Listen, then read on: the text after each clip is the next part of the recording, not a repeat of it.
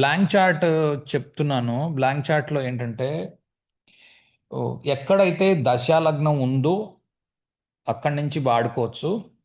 లేదా ఎక్కడైతే మామూలు మన లగ్నం జన్మలగ్నం ఉందో అక్కడి నుంచి వాడుకోవచ్చు. బ్లాంక్ చార్ట్లో అడ్వాంటేజ్ ఏంటి అంటే రాశి యొక్క తత్వాలు తెలుస్తాయి. క్లియర్ కట్గా ఏ రాశి యొక్క తత్వం ఎలా ఉంది అన్నది ఇంతకు ముందు కూడా కొద్ది కొద్దిగా చెప్పాను. కానీ చాలా బాగా చెప్పినట్టు విస్తారంగా చెప్పినట్టు అనిపించలేదు. రెండవది, నేను ఇంటర్నెట్ అంతా సెర్చ్ చేశాను నిన్న మొన్న బ్లాంక్ చార్ట్ ఎవరైనా బాగా చెప్పిన వాళ్ళు ఉన్నారా అని. అందరూ బ్లాంక్ చార్ట్ అని మొదలెట్టారు, కానీ ఎక్కడా సరిగ్గా ఇన్ఫర్మేషన్ ఉన్నట్టు నాకు అనిపించలేదు. నాకు నచ్చలేదు బేసికలీ. అందుకే నాకు నేనే చేసుకుంటున్నాయమని నేను సార్ సారీ చేసుకుంటాను. To interrupt. బ్లాంక్ చార్ట్ అంటే ఏంటి sir? Very sorry to interrupt. Blank chart అంటే ఏంటంటే ఏ గ్రహము లేకుండగా మేష లగ్నము అన్నదాన్ని బట్టి కొన్ని ఫలితాలు చెప్పచ్చు. వృషభ లగ్నము అన్నదాన్ని బట్టి కొన్ని ఫలితాలు చెప్పచ్చు. ఓకే. అయితే వృషభంలో ఓ గ్రహం ఉంది అని దాన్ని బట్టి అది దేనికి లోబడి ఉంటుంది. వృషభంలో ఉన్న గ్రహం, మేషంలో ఉన్న గ్రహం దేనికి లోబడి ఉంటుంది. ఓకే. ఇప్పుడు దశాలగ్నంగా వేసుకున్నప్పుడు మనకి ఫలితాలు తెలిసి ఉండాలి. తెలిస్తే మనకి ఆహా ఈ ఇండివిజువల్ ఈ టైంలో ఇది ఇష్టపడుతున్నాడు. ఎందుకంటే ఇష్టాలు సమయాన్ని బట్టి మారుతూ ఉంటాయి. దశ మారుతోంది, మనిషికి ఇష్టాలు మారుతూ ఉంటాయి. ఒక్కొక్కడు ఉంటాడు చూడండి. నేను ఎక్స్ట్రీమ్ ఎగ్జాంపుల్ ఇస్తాను. రోజు బార్లు పబ్బులు మాంసాహారం అంటూ తిరుగుతూ లేకపోతే ఇంకేదో ఉమనైజర్గా ఉండి తిరుగుతూ చెడిపోయిన వాడు సడన్గా ఒక ఓవర్ నైట్ మొత్తం అన్నీ వదిలిపెట్టేసి అడ్డంగా పిండికట్లు పెట్టేసి మరుసటి రోజు నుంచి కూర్చుని తపస్సు చేస్తున్నట్టుగా కూర్చుంటాడు. ఇంకా అటువైపు చూడ్డు వెనక్కి తిరిగి. మదన గోపాలుడు సినిమాలో రాజేంద్ర ప్రసాద్ సినిమా ఒకటి ఉంటుంది, ఇలాగే ఉంటుంది. వాడు మొత్తం సినిమా అంతా అలాగే చూపిస్తారు. ఆఖరిని వాళ్ళ నాన్నతో పౌరోహిత్యం చేసుకుంటాడు. అలాగ ఒక్కసారిగా మార్పు వచ్చిన వ్యక్తులు. ఓకే. అటువంటివి మీకు ఎక్కడి నుంచి వస్తాయి, ఎలా పట్టుకుంటాం వాటిని? ఓకే. ఎప్పుడు వస్తుంది ఆ మార్పు, సీ చేంజ్ అలాంటివి ఎలా వస్తాయి? అవి మీకు తెలియాలి అని అంటే బ్లాంక్ చార్ట్ తెలిసి ఉండాలి. బ్లాంక్ చార్ట్ అంటే ఏంటంటే ముఖ్యంగా ఏంటంటే బ్లాంక్ చార్ట్ అంటే రాశి తత్వాన్ని చెప్పేది. ఓకే. ఇప్పుడు ఏరీస్ లగ్నం ఉంది చూడండి. ఒక రెండు రెండు లగ్నాలు ఏవైనా రెండు లగ్నాలు తీసుకోండి, బ్లాంక్ చార్ట్ బాగా అర్థం అవుతుంది. బ్లాంక్ చార్ట్ అంటే ఏంటంటే మేషలగ్నం ఉంది. మేషలగ్నములో లగ్న అష్టమాధిపతులు ఒక్కడయ్యాడు. వృషభ లగ్నం ఉంది, లగ్న షష్టమాధిపతులు ఒక్కడయ్యాడు. మిథున లగ్నం ఉంది, లగ్న చతుర్థాధిపతులు ఒక్కడయ్యాడు. అన్ని చోట్ల ఒకడే అవ్వడం లేదు, ఒకే రకంగా లేదు ఆ కాంబినేషన్. లగ్న అష్టమాధిపతులు ఒకటి ఒక చోట, లగ్న షష్టమాధిపతులు ఒకటి ఇంకో చోట, లగ్న చతుర్థాధిపతులు ఒకటి. ఓకే. అలాగే ఇప్పుడు తులా లగ్నం ఉంది, మళ్ళీ లగ్న అష్టమాధిపతులు. మళ్ళీ వృశ్చికం ఉంది, లగ్న షష్టమాధిపతులు. ఇవి ఉచ్చెలు పొందే చోట వేరు. మళ్ళీ లగ్న అష్టమాధిపతి అయిన మేష లగ్నానికి 10వ ఇంట్లో ఉచ్చ పొందుతున్నాడు కుజుడు, 4వ ఇంట్లో నీచు పొందుతున్నాడు ఆ లగ్నాధిపతి. ఎందుకు అలా జరుగుతోంది? అది యాక్చువల్గా ఏం చెబుతుందంటే ఆ రాశి యొక్క తత్వాన్ని చెబుతుంది. అదే ఇప్పుడు నేను మీ ముందు పెట్టబోతున్నాను. ఓకే. మేషలగ్నం ఉంది అనుకుందాం. మేషలగ్నంలో ఫస్ట్ హౌస్ ఏంటో చూడండి. ఇది మీరు దశాలగ్నానికి వాడచ్చు, లేకపోతే మీ లగ్నం ఏమిటో చూసుకుని జన్మలగ్నం ఏంటో చూసుకుని జన్మలగ్నానికి కూడా వాడచ్చు. ఫస్ట్ హౌస్ మేషం అవుతుంది. మేషంలో రవి ఉచ్చ పొందుతున్నాడు. ఎందుకు అంటే మేషం మొట్టమొదటి రాశి కనుక రవి ముందు ఉండడానికి ఇష్టపడతాడు. ప్రపంచంలో ఎవ్వరూ లేవాలి అన్నా సరే సూర్యుడు లేస్తే మనం లేస్తాం కదా. కనుక సూర్యుడు అన్నిటికంటే ముందు ఆద్యుడు. ఓకే. తొందరగా రెస్పాండ్ అవ్వడానికి ప్రయత్నం చేస్తాడు సూర్యుడు. సమయాల్లోనే రెస్పాండ్ అవ్వాలి. ఎవరైనా పిలిచారు వెంటనే రెస్పాండ్ అవ్వడానికి ప్రయత్నం చేస్తాడు. ఎప్పుడూ టైంకి ఉండడానికి ప్రయత్నం చేస్తాడు. ప్రతి విషయాన్ని ఎనర్జీ పెట్టి పని చేయాలని ప్రయత్నం చేస్తాడు. తొందరగా రియాక్ట్ అవ్వాలి అనుకుంటాడు, తొందరగా పని చేయాలి అనుకుంటాడు. రాయల్గా ఉండడం అంటే ప్యాలెస్ల్లో ఉండడం, ఏదో పల్లకీల్లో ఊరేగడం రాయల్ కాదు. చీప్ ట్రిక్స్ చేయకుండా ఉండడం. ఓకే. 10 రూపాయల దగ్గర కక్కుర్తి చూపించకుండా, పోన్లే తింటే తిన్నాడులే మనవాడేలే, 10 రూపాయలు తిన్నాడులే తిన్ని నష్టం ఏం లేదు, ఈ ప్రవృత్తి ఉంటుంది చూడండి. ఓకే. ఇది ఏరీస్లో కనిపిస్తాం. ఓకే. క్లీన్గా ఉండేవాడు. ఓకే. ఆర్గనైజ్డ్గా అంటే స్టెప్ బై స్టెప్. నేను 1 గంటకి ఇక్కడ ఇక్కడ ఉంటాను, 2 గంటలకు ఇక్కడ ఉంటాను, 3 గంటలకు ఇక్కడ ఉంటాను, 4 గంటలకు ఇక్కడ ఉంటానని రవి ఆ, రవి అలా ఉంటాడు. ఓకే. ఆర్గనైజ్డ్గా. ప్రిడిక్టబుల్గా ఉంటాడు, ఎక్కడ ఉంటాడో చెప్పొచ్చు. ఎరీస్ అలాంటిది, ప్రిడిక్టబుల్. ఓకే, చాలా లాజికల్, డిసిప్లైన్డ్గా ఉంటాడు. ఓకే, ఇది ఎరీస్కి సంబంధించిన విషయం. అందుకు ఇది లైక్స్లో ఉంటుంది. డిస్లైక్లోని ఏంటుంది, ఆఖరణ ఉండడానికి ఇష్టపడదు ఎరీస్, స్లోగా ఆలోచించడానికి ఇష్టపడదు, లేట్గా రెస్పాండ్ చేయడానికి ఇష్టపడదు. ఇవన్నీ తప్పులు కావు సుమా, ఇవి నచ్చవు.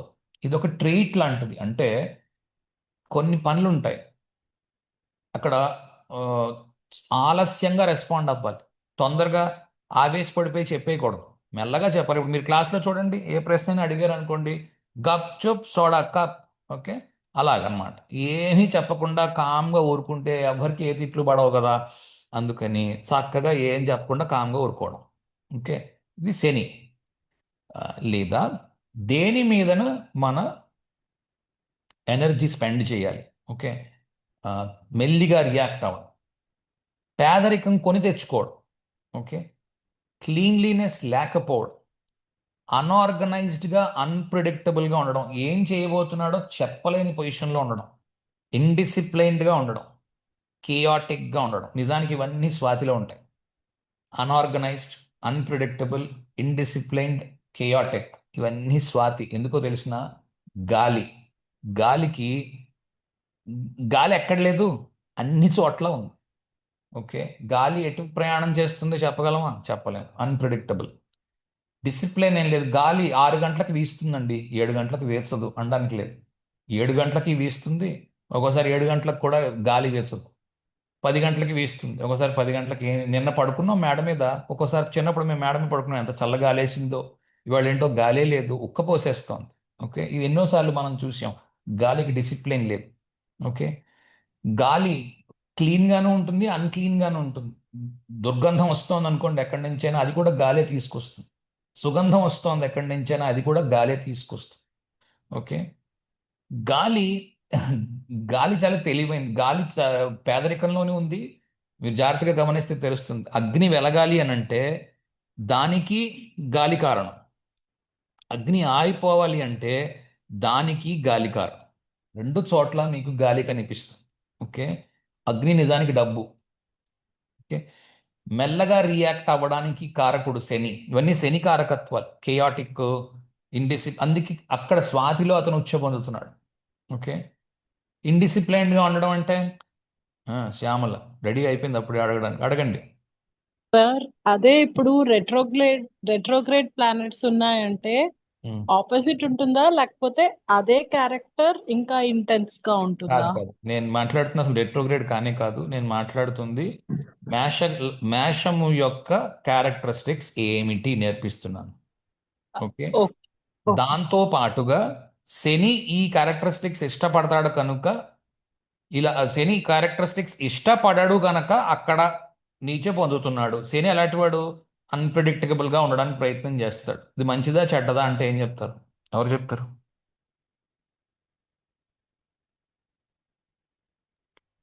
అన్ప్రిడిక్టబుల్ గా రెండును ఉండడము మంచి, సందర్భాన్ని బట్టి రెండు.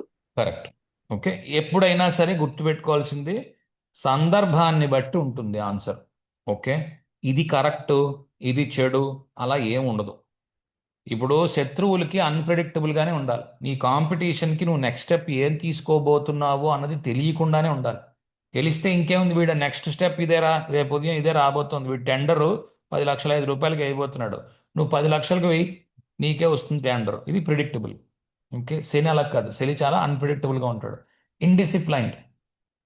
రోజు ఉదయం 9ంటికి ఆఫీస్కి వచ్చి 5ంటికి వెళ్ళిపోతారు ఎవరు? కింద పనిచేసేవాళ్ళు. ఓకే, డిసిప్లైన్తో వస్తారు. బాస్ అలా కాదు, ఓ రోజు 11ంటికి వస్తాడు, ఓ రోజు 2ంటికి వస్తాడు, ఓ రోజు 3ంటికి వస్తాడు. కంపెనీ నడిపించేవాడు సంగతి చెప్తున్నాను.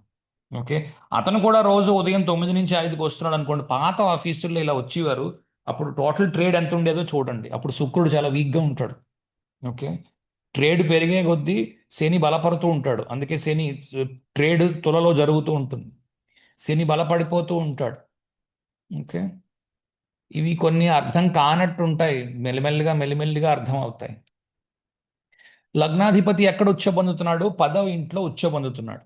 ఓకే, సో మేషంలో ఉన్న గ్రహం ఏం చేయాలనుకుంటుంది?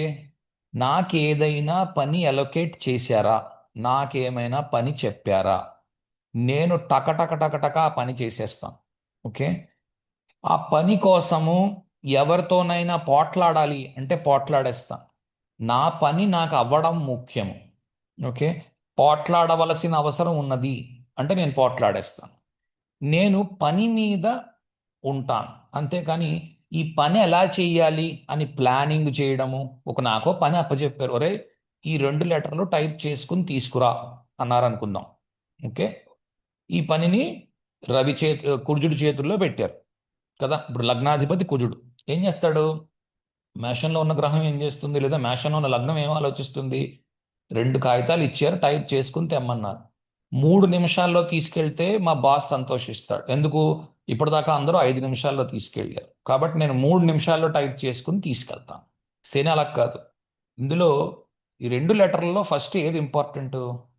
ఓకే, కాబట్టి నేను 30 సెకండ్లోని మొదటి లెటర్ కాదు, రెండో లెటర్ ఇంపార్టెంట్. 30 సెకండ్లో ఇది టైప్ చేసి ప్యూన్తో పంపించేస్తాను, రెండో లెటర్ తర్వాత టైప్ చేస్తాను. ఇలా కూడా ఉండొచ్చు కదా. ఓకే, కాబట్టి కుజుడు శని అది డిఫరెన్స్ చెప్పడానికి ప్రయత్నం చేస్తుంది. మేషంలో ఉన్న గ్రహం అవి ఏమీ ఆలోచించదు. ఏం ఆలోచిస్తుంది? నాకు తొందరగా చేసి ఇచ్చేయమన్నారు, టకటక టకటక చేసి ఇచ్చేస్తాను. ఓకే, ప్లానింగ్ మాత్రం చేయను. ఓకే, ఎవరైనా అడ్డొస్తే వాళ్ళని ఊరుకోను, దడ దడ దడ దడ చంపేస్తాను. ఓకే, కాంప్రమైజ్ అస్సలు చేసుకోను. సారీ, ఒక్క నిమిషం పాజ్ అయిపోయిందా? కాంప్రమైజ్ అస్సలు చేసుకోను. ఓకే, మార్స్ క్యాన్సర్లో డెబిలిటేట్ అవుతోంది. ఎందుకు? ప్లానింగ్ ఇష్టం లేదు. 4వ ఇల్లు ఇంట్లో కూర్చోవడం, 10వ ఇల్లు ఉద్యోగానికి వెళ్ళడం, ఇయ్యబడ్డ కర్మ వెంట వెంటనే చేసేయడం అది ఇష్టం కుజుడికి. అందుకు లగ్నాధిపతి 10వ ఇంట్లో ఉచ్చబొందుతున్నాడు. సో మేషంలో ఉన్న గ్రహం ఏం చేస్తుంది? తొందరగా పని చేసి కంప్లీట్ చేసేయాలని ఫీల్ అవుతుంది. 2 వ్యక్తులు ఉన్నారు, 2 దశలు నడుస్తున్నాయి, ఇద్దరికి శుక్ర మహర్దశే నడుస్తుంది అనుకుందాం. శుక్రుడు ఒకడికి మేషంలో ఉన్నాడు, ఒకడికి తులలో ఉన్నాడు. మీ దగ్గరికి కంప్లైంట్తో ఫస్ట్ వాడు త్వరగా వస్తాడు, నాకు 2 నెలలు అయిపోయిందండి, నాకు ఉద్యోగం రాలేదు. ఎందుకు? మేషంలో శుక్రుడు ఉన్నాడు. లేట్ 2 నెలలే అయింది ఇంకా ఉద్యోగం అప్లై చేయడం మొదలుపెట్టి, 2 నెలల నుంచి అప్లై చేస్తున్నాను, నాకు ఉద్యోగం రాలేదు. తులలో శుక్రుడు ఉన్నాడు, దశ నడుస్తోంది. ఏం కంప్లైంట్ వస్తుంది? 6 నెలలు పోయాక, సంవత్సరం పోయాక, 2 ఏళ్ళు పోయాక వస్తుంది. 2 ఏళ్ళ నుంచి ప్రయత్నం చేస్తున్నానండి చాలా ఓపిక్గా, నాకు ఇప్పటికీ ఇంకా ఉద్యోగం రాలేదు. ఇందులో ఏది కరెక్ట్ అని అనడానికి ఏం లేదు, నేను చెప్తున్నది మనస్థితి. ఓకే, ఇది మనస్థితి ఇలా ఉంటుంది. కాబట్టి తొందరగా జాబ్ వచ్చేయాలి, తొందరగా కంప్లీట్ చేయాలి. ఓకే, ఇంకోటి నచ్చంది ఏంటి? ఆ, పని చేస్తున్నప్పుడు మధ్యలో లంచ్ బ్రేక్, ఓకే, లేకపోతే ఇంకోటి ఏం లేదు. సైనికుడికి లంచ్ బ్రేకులు అవి ఏమి ఉండవు. సైనికుడు ఎలా ఆలోచిస్తాడు? నాకు ఇచ్చిన పని చేయడం ఇంపార్టెంట్, లంచ్ కావాలంటే తర్వాత చేస్తాం. ఓకే, మధ్యలో పని ఆపేసి లంచ్కి వెళ్ళడం. ఓకే, విన్ విన్ సిచ్యువేషన్ లేదు. ఓకే, విన్ విన్ సిచ్యువేషన్ లేదు. తులలోని కర్కాటకంలోని విన్ విన్ సిచ్యువేషన్ ఉంటుంది, అంటే ఇద్దరు బాగుపడాలి. అందుకే చంద్రుడు చూడండి న్యూట్రల్, ఎవరితోని శత్రుత్వము లేదు, ఎవరితోని మిత్రుత్వము లేదు. చతుర్థంలో ఎవరుంటారు? మన నాన్నగారి అన్నదమ్ముల పిల్లలు, అక్క చెల్లెళ్ళ పిల్లలు, అమ్మగారి అన్నదమ్ముల పిల్లలు, అక్క చెల్లెళ్ళ పిల్లలు, వీళ్ళందరూ ఏంటి ఎక్స్టెండెడ్ ఫ్యామిలీ అంటాం. ఓకే, వాళ్ళతోనే చిన్న చిన్న జలసీలు ఉంటాయి, వాళ్ళతోనే మళ్ళీ మిత్రుత్వం ఉంటుంది. ఓకే, వాళ్ళు వాళ్ళేం శత్రువులు కారు, కానీ జ్ఞాతులు అని అంటాం. జ్ఞాతులు అంటే మహాభారతంలో తెలుసు కదా, పాండవులు కౌరవులు, వీటిని జ్ఞాతులు అంటాం. తులలోని ఇష్టపడని గ్రహాలు 2 ఉన్నాయి, తులని ఇష్టపడని వాళ్ళు, కుజుడు రవి. ఎందుకు? అక్కడ వారియర్ గిరి నడవదు, అక్కడ విన్ను లేదు, ఎవరు గెలవడం ఉండదు తులలో. ఎందుకు? తుల తీసుకోండి, త్రాసు 2 వైపులా సమానంగా పెడితేనే త్రాసు అవుతుంది కదా. త్రాసులు ఎందుకు? కేజీ బెండకాయలు ఇవ్వమ్మా అన్నారు అనుకోండి, అది చూస్తున్నది ఒక పక్క ఉంచేసి, మాకు అప్పట్లో ఇంటికి వచ్చి బెండకాయలు ఇచ్చేవారు. అది మా అమ్మగారు వస్తే వంచికే వంచికే వంచికే అన్న అది వంచేస్తూ ఉండేది. అలా అలా వంచిస్తే ఏమిటి ఉపయోగం కాదు కదా. అలా కాకుండా రెండు వైపులా 2 వైపులా సరిసమానంగా ఉండడానికి ప్రయత్నం చేసేది తుల. ఓకే, కనుక అలాంటి విషయం కుజుడికి ఇష్టం లేదు. తర్వాత పీస్ మేకింగ్, సంధి ఎవరు చేసుకుంటారు? ఆ? ఎవరు పద్యం ఉంటుంది చూడండి, సమరము సేయరే బలము జాలిన అని సంధి కోసం వెళితే కృష్ణుడు అదే అంటాడు, సమరము సేరే బలము జాలిన అని దానవీర సూరకర్ణలో పద్యం ఉంటుంది. తెలివి తక్కువ వాళ్ళు, చేతగాని వాళ్ళే సంధి చేసుకుంటారు. సంధి నేను ఎందుకు చేసుకుంటాను, నేను దుర్యోధనుణ్ణి, కాబట్టి మీరేం నాకు సంధి వాక్యాలు ఏం చెప్పక్కర్లేదు, వెళ్ళి వెళ్ళి అంటాడు. No compromise. సో మేషంలో ఉన్న గ్రహము ఈ రకముగా ప్రవర్తిస్తుంది. ఇప్పుడు ఇది మన లగ్నం అవుతోంది, ఓకే, కనుక ఈ రకంగా ఉండే అవకాశాలు ఉన్నాయి. ఇక్కడ ఏదో శని ఉంది, మారతాయి ఫలితాలు. కుజుడున్నాడు, ఫలితాలు మారతాయి. రవి ఉన్నాడు, ఫలితాలు మారతాయి. గ్రహం లేదు లేదు, ఏ గ్రహము చూడడం లేదు, అది కూడా తెలియాలి కదా. ముందు తెలిస్తే మిగిలిన గ్రహాలు పైన వేసుకుంటే ఏం ఫలితాలు వస్తాయో తెలుస్తాయి. సాధారణంగా ఫలితాలు చెప్పే వాళ్ళందరూ ఇవి వాడుతున్నారు. మన నక్షత్రాలు వాడుతున్నాం కాబట్టి ఇవి మనం పెద్దగా వాడడం లేదు. కానీ ఇవి కూడా తెలిసి ఉండాలి. ఇవి తెలిస్తే ఏంటంటే, ఓ ఇది మేషంలో ఉంది, ఆహా, ఇది ఇది కోరుకుంటుంది, దీనికి కావాల్సింది అంటే పని ఇచ్చేస్తే చాలు, వీడికి కావాల్సిన పని ఇచ్చే వెళ్ళిపోతాడు వీడు. ఓకే, సో అలా అనమాట. ఎవరైనా వస్తే మనకి క్వశ్చన్ అడిగినప్పుడు ఒక విషయం అడగబోయి మరొకటి ఏదో అడుగుతుంటారు. ప్రాబ్లం ఎక్కడో ఉంటుంది, వీడు చెప్పే అవుట్కమ్ చెప్తూ ఉంటాడు. నేనండి అప్లై చేశానండి, నాకండి 2 వారాలు అన్నారండి, 3వ వారం అయిపోయింది, 4వ వారం అయిపోయింది, ఇంకా రాలేదు. ఓకే, సో దాన్ని బట్టి మీరు ఏం ఫలితం, ఏం ఇవ్వాలి రెమెడీ అన్నది కూడా తెలుస్తుంది. ఓకే, అర్థమైందా? క్వశ్చన్ ఉందా? నిజానికి ఇది ఓ, మొత్తం ఇవ్వాలి. బ్లాంక్ చార్ట్కి 12 గళ్ళు గీసుకొని 2వ ఇల్లు 7వ ఇల్లు అధిపతి కలిసి ఎక్కడ ఉచ్చ పొందుతున్నాడో, 12వ ఇంట్లో ఉచ్చ పొందుతున్నాడో, 6వ ఇంట్లో నీచ పొందుతున్నాడు. ద్వితీయ సప్తమాధిపతి 6వ ఇంట్లో నీచ, 12వ ఇంట్లో ఉచ్చ. ఎందుకు? ఓకే, తృతీయ షష్టమాధిపతి 6వ ఇంట్లో ఉచ్చ, 12వ ఇంట్లో నీచ. ఎందుకు? ఇలా ప్రతి దానికి ఆయా లగ్నానికి ఉంటుంది. అది కూడా తెలుసుకుంటే ఇప్పుడు రామకృష్ణ ఇప్పుడు చెప్పబోతున్న విషయానికి ఇంకొంచెం మీరు దాంట్లో ఏదో ఆవకాయ కలుపుకుని పైన నెయ్యి వేసుకుని మీరు తింటే ఎలా ఉంటుంది, అలా ఉంటుంది. ఉమ్, సరే రామకృష్ణ చెప్తావా? ఓకే, ఇంకొక పాట చెప్దాం అన్న మర్చిపోయాను. కుజుడు, ఓకే, కుజుడు గురు మేషలగ్నానికి కుజుడు నరసింహావతారం. కుజుడు ఎక్కడ నీచ పొందుతున్నాడో అక్కడ గురువు ఉచ్చ పొందుతున్నాడు. ఇది డిస్లైక్లో ఉంటుంది. వామనావతారం చేసింది నచ్చదు, నరసింహావతారం చేసింది నచ్చుతుంది మనిషికి, మేషంలో ఉన్న గ్రహానికి. ఓకే, దీనికి సింప్లిఫై చేస్తా. నరసింహావతారము రాగాన్ని చేసిన పని ఏంటో చూడండి. నరసింహావతారం ఎప్పుడు వస్తుంది అంటే మీరు ఈ భక్త ప్రహ్లాద్ సినిమా చూడండి, 3 గంటల 10 నిమిషాలు ఉంటుంది. నరసింహావతారం ఆఖరి 5 నిమిషాల్లో వస్తుంది, అంతకు ముందు ఉండదు, అసలు అవతారమే లేదు. సినిమాకి హీరో ఆఖరి రీల్లో వస్తాడు, వచ్చి ఆ హిరణ్యకశిపుడిని చంపేసి ప్రహ్లాదుడితో కాసేపు శాంతి మంత్రాలు ఇది చేసుకుని వెళ్ళిపోతాడు. అవతార పరిసమాప్తి అయిపోయింది, ఇంకేం లేదు. వామనావతారం అలా కాదు. వామనావతారం వచ్చింది, ఏం చేశాడు వామనుడు? బలిచక్రవర్తి దగ్గరికి వెళ్ళాడు, దానం ఇవ్వు అని చెప్పి చేయి పెట్టాడు. ఓకే, నరసింహావతారం ఎగ్జాక్ట్లీ ఆపోజిట్.